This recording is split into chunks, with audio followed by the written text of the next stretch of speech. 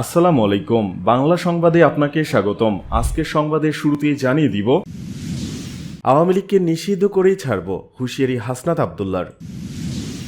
আন্দোলনকারী নারীদের উপর যৌন নিপীড়নও চালিয়েছে আওয়ামী লীগ, জাতিসংঘের প্রতিবেদন। ডক্টর ইউনূসের নেতৃত্বে জাতীয় ঐকমত্য কমিশন গঠন, প্রজ্ঞাপন জারি। প্রত্যন্ত অঞ্চলেও ছিল আয়নাঘর, সব খুঁজে বের করা হবে, জানালেন প্রেস সচিব। ইসির সঙ্গে জামায়াত নেতাদের বৈঠক। কন্টেন্ট ক্রিয়েটর কাফির বাড়ি পুড়িয়ে দেওয়ার ঘটনায় মামলা। আওয়ামী লীগকে নিষিদ্ধ করেই ছাড়ব, হুঁশিয়ারি হাসনাত আবদুল্লার। আওয়ামী লীগকে নিষিদ্ধ করেই ছাড়ব বলে মন্তব্য করেছেন বৈষম্য বিরোধী ছাত্র আন্দোলনের আহ্বায়ক হাসনাত আবদুল্লাহ। তিনি বলেন, আপনারা দ্রুততম সময়ের মধ্যে আইনগত প্রক্রিয়ায় আওয়ামী লীগকে নিষিদ্ধ করুন। কাশেমের লাশকে সামনে রেখে শপথ করছি, কাশেমের রক্তের দায় আমাদের, আমরা আওয়ামী লীগকে নিষিদ্ধ করেই ছাড়ব। বুধবার রাত 9টায় কেন্দ্রীয় শহীদ মিনারে শহীদ আবুল কাশেমের জানাজায় এ শপথ করেন তিনি। গাজীপুরে শিক্ষার্থীদের উপর আওয়ামী লীগ কর্মীদের হামলার ঘটনায় আহত আবুল কাশেম আজ বেলা 3টার দিকে ঢাকা মেডিকেল কলেজ হাসপাতালের আইসিইউতে চিকিৎসাধীন অবস্থায় মারা যান। হাসনাত আবদুল্লাহ বলেন, অন্তর্বর্তীকালীন সরকারকে আমরা আহ্বান জানাচ্ছি, আওয়ামী লীগকে নিষিদ্ধ করার জন্য আপনাদের আর কি কি প্রয়োজন? দীর্ঘ 4 দশকের বেশি সময় ধরে মানুষের অধিকার লুণ্ঠিত হয়েছে। গুম, খুন, হত্যা, ধর্ষণ, নির্বিচারে মানুষ হত্যা, এগুলোই আওয়ামী লীগের ক্যালেন্ডার। তিনি আরও বলেন, 6 মাস পরেও আমাদের জুলাই বিপ্লবের সৈনিকদের আওয়ামী লীগের দোসরদের হাতে নিহত হতে হয়। আমাদের গণতান্ত্রিকামী ফ্যাসিবাদ বিরোধী রাজনৈতিক দলের এটি হচ্ছে আমাদের কানেকটিভ ফেইলিয়র। আমাদের ফ্যাসিবাদ বিরোধী যেসব রাজনৈতিক দলগুলো রয়েছে, এটি আমাদের কানেকটিভ ফেইলিয়র হিসেবে প্রতিষ্ঠিত হবে।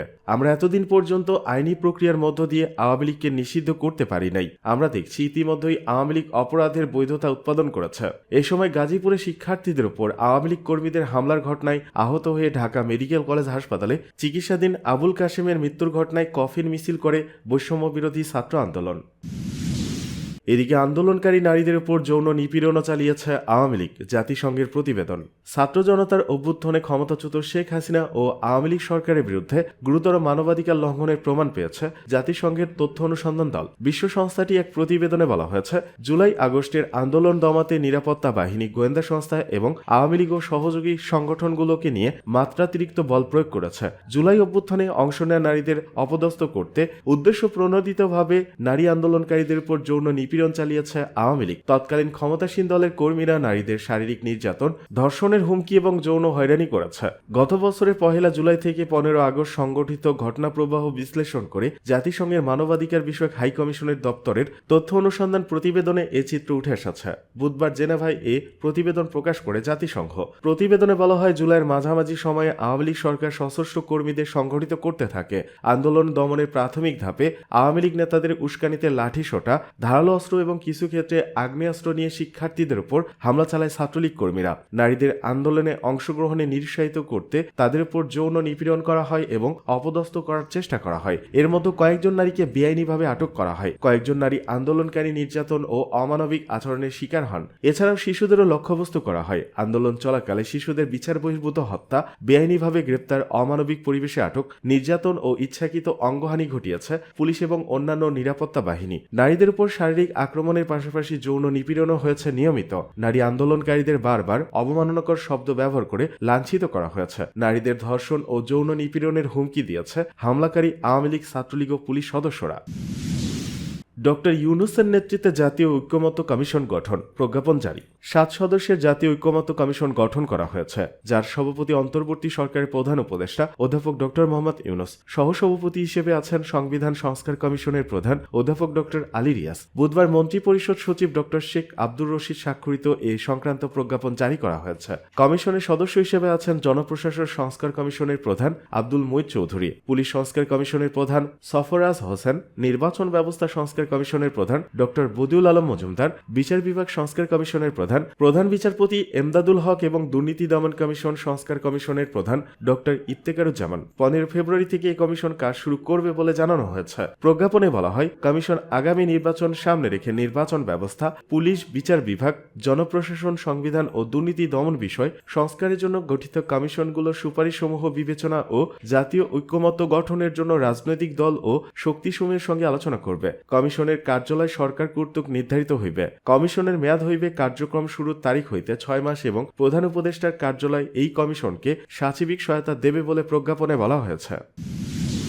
প্রত্যন্ত অঞ্চলেও ছিল আয়নাঘর, সব খুঁজে বের করা হবে, জানালেন প্রেস সচিব। প্রধান উপদেষ্টা প্রেস সচিব শফিকুল আলম বলেছেন, বাংলাদেশে যত আয়নাঘর রয়েছে সব খুঁজে বের করা হবে। এটা ঢাকার মতো সীমাবদ্ধ ছিল না, প্রত্যন্ত অঞ্চলেও ছিল। বুধবার দুপুরে রাজধানী ফরেন সার্ভিস একাডেমিতে এক মিডিয়া ব্রিফিংয়ে তিনি কথা বলেন। এ সময় তিনি আরো বলেন, গুম কমিশনের রিপোর্ট অনুযায়ী এবং নিরাপত্তা বাহিনী যে তদন্ত করছে তার ভিত্তিতে ধারণা করা যায় যে সারা দেশে 700 থেকে 800 আয়নাঘর রয়েছে। এ ধরনের ঘর আরও বের হচ্ছে। তাতে বোঝা যাচ্ছে এটি শুধু ঢাকার মতো সীমাবদ্ধ ছিল না, প্রত্যন্ত অঞ্চলেও ছিল। হিউম্যান রাইটস ওয়াচের প্রতিবেদনে স্পষ্ট লেখা আছে, গুম ও খুনের সাথে পতিত স্বৈরাচার শেখ হাসিনা সরাসরি জড়িত ছিল, তার নির্দেশেই এগুলো হয়েছে।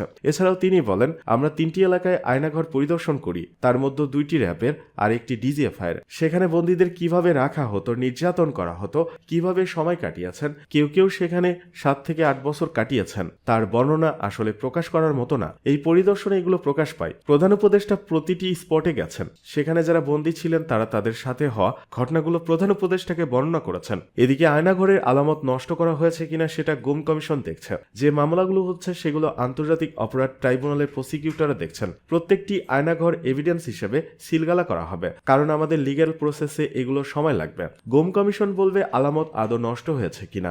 কিছু কিছু জায়গা দেখেছি যে প্লাস্টার করা হয়েছে, কিছু জায়গায় রুম ছোট ছিল, দেয়াল ভেঙে বড় দেখানো হয়েছে। এসব বিষয় গুম কমিশন এবং আন্তর্জাতিক অপরাধ ট্রাইব্যুনাল দেখবে বলে জানান এই কর্মকর্তা। এদিকে ইসির সঙ্গে জামায়াত নেতাদের বৈঠক। প্রধান নির্বাচন commissioner CEC AMM Nasir Uddin সহ অন্যান্য নির্বাচন কমিশনারের সঙ্গে বাংলাদেশ জামায়াত ইসলামের একটি প্রতিনিধি দলের বৈঠক শুরু হয়েছে। বৃহস্পতিবার সকাল 10টায় আগারগাঁও নির্বাচন ভবনে এই বৈঠক শুরু হয়। জামায়াত ইসলামের প্রতিনিধি দলের নেতৃত্ব দেন দলটির সেক্রেটারি জেনারেল অধ্যাপক মিয়া গোলাম পরোয়ার। এর আগে গত 9 ফেব্রুয়ারি বিএনপির একটি প্রতিনিধি দল প্রধান নির্বাচন কমিশনার সিইসি এএমএম নাসির উদ্দিনের সঙ্গে বৈঠক করেছে। কন্টেন্ট ক্রিয়েটর কাফির বাড়ি পুড়িয়ে দেওয়ার ঘটনায় মামলা।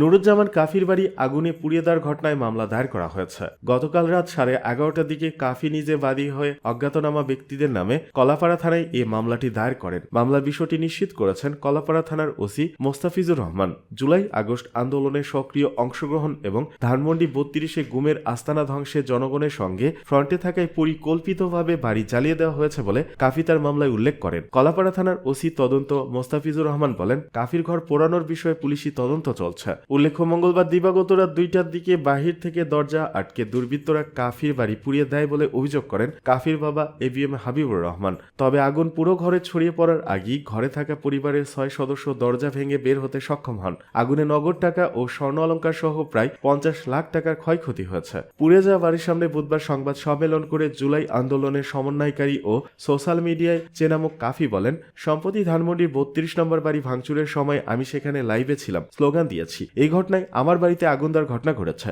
7 দিনের মধ্যে অপরাধীদের গ্রেপ্তারের সরকারের কাছে দাবি জানাচ্ছি। কাফি আরো বলেন, আওয়ামী লীগের দোসররা ঘোষণা দিয়েছিল যারা 32 নম্বর পুড়িয়ে দিয়েছে তাদের বাড়িঘর পুড়িয়ে দেওয়া হবে। নিষিদ্ধ ছাত্রলীগের প্রথম আক্রোশের শিকার আমি। তিনি বলেন, 7 দিনের মধ্যে আইনশৃঙ্খলা বাহিনীর দুর্বৃত্তদের আটক এবং সরকার বাড়ি নির্মাণ না করলে ঢাকা ও কলাপাড়ায় রাজপথে আমি বিপ্লবী সরকারের ডাক দেব। এর আগে ভেরিফাইড ফেসবুক আইডিতে তিনি বলেন, আমি এ দায়িত্বহীন সরকারকে বিগ মেসেজ দেব। মেসেজ সম্পূর্ণভাবে মানবে নতুবা আমি নিজেই বিপ্লব হব, আমি বিপ্লবী সরকার হব।